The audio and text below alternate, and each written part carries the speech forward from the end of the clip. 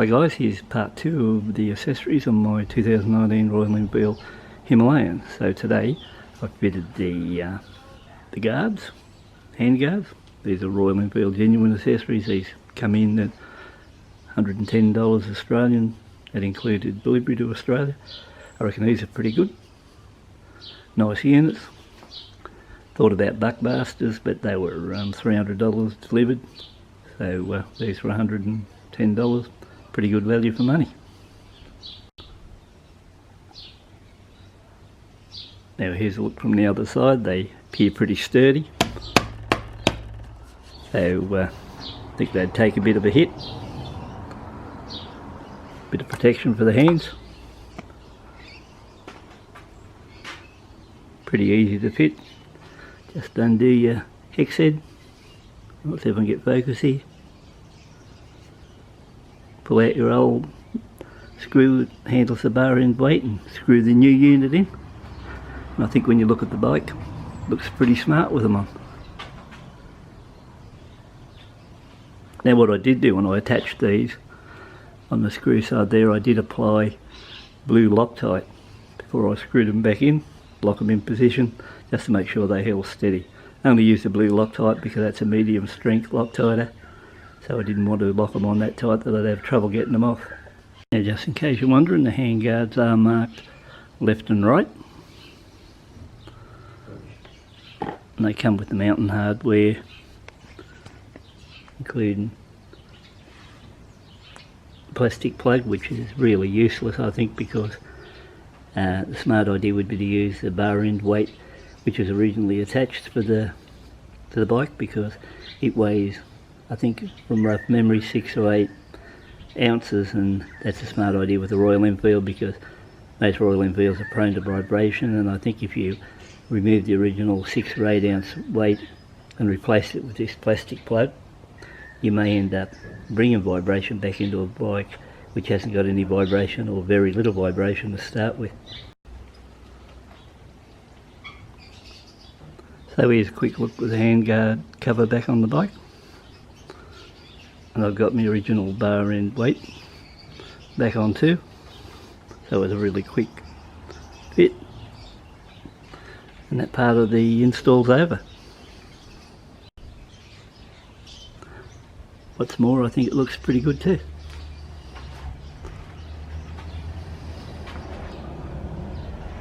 Package in today from the USA, so it's another GPS mount system for the camera, and I'm going to run a phone off this one, so we'll have a look at it. There's our screws for attachment. There's the mount system itself. Let's head out to the bikes and I'll just show you where it sits.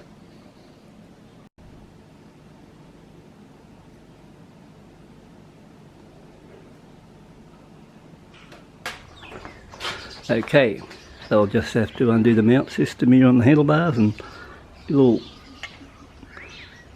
be positioned somewhere like that. Actually, I don't mind the idea of this mounting system, so $400 supplied and landed here in Australia. I think it too will be a pretty good mounting system, and we'll get into it and fit it. While we're at it, I better mention all stainless steel hardware, so all good quality stuff with this kit, so everything should be fitting nice.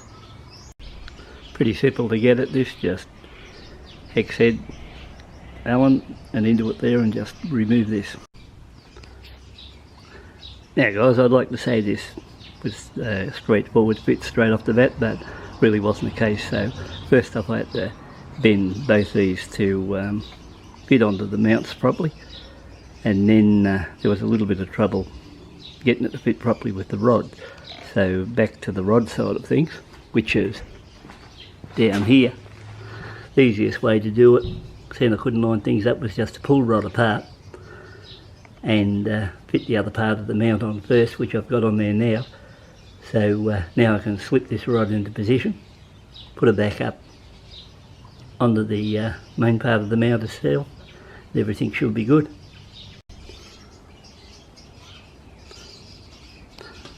Oh well, that part's fitted. I'll get on the bike now and we'll just see what it's like from the rider's point of view.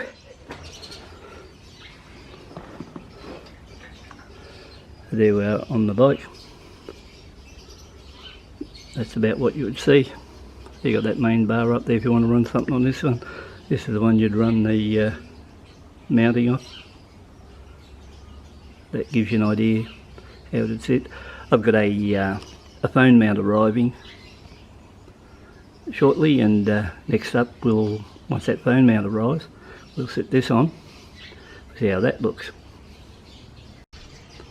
By the way guys, this is only a trial run on this particular mount here, because I've also ordered 1-inch bar risers for this particular bike, and when the bar risers arrive, this mount will be taken off, ripped around the other way or reversed, brought down into the lower section, and that'll give me more room up towards the instruments, and so it'll be able to be mounted either high or low, and I'll swing it around the other way and see how it goes that way. So at the moment this is only just for a display, just to show you what it looks like and give other people an idea how it looks.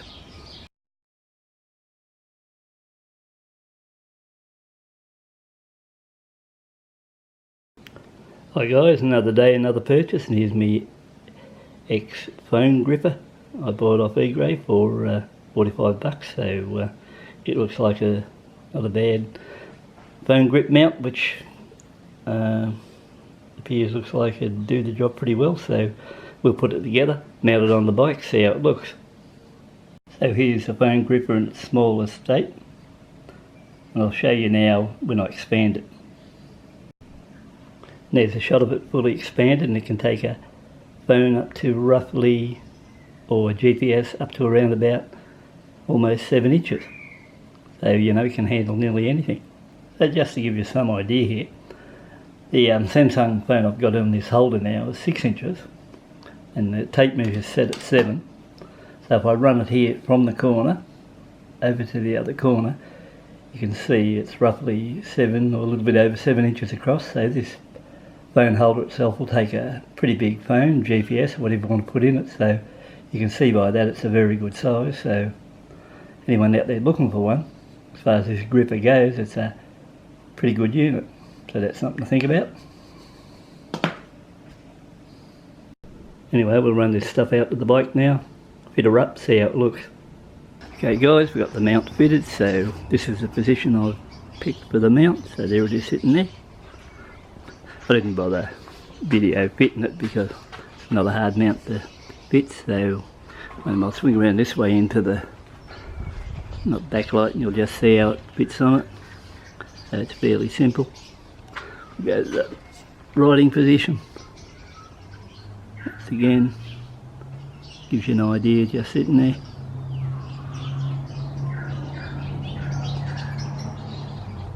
Okay, we'll put the other part to the unit on.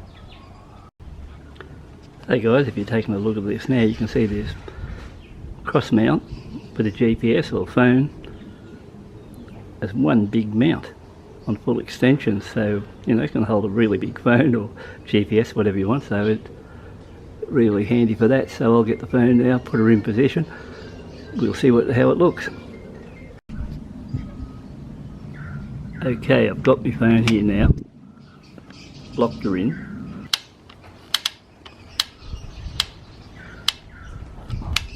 So it grips, it's gripping now. So my phone's gripped in position, like so, there it is. I want to run GPS speedo, there you are, look at that, no trouble seeing that one.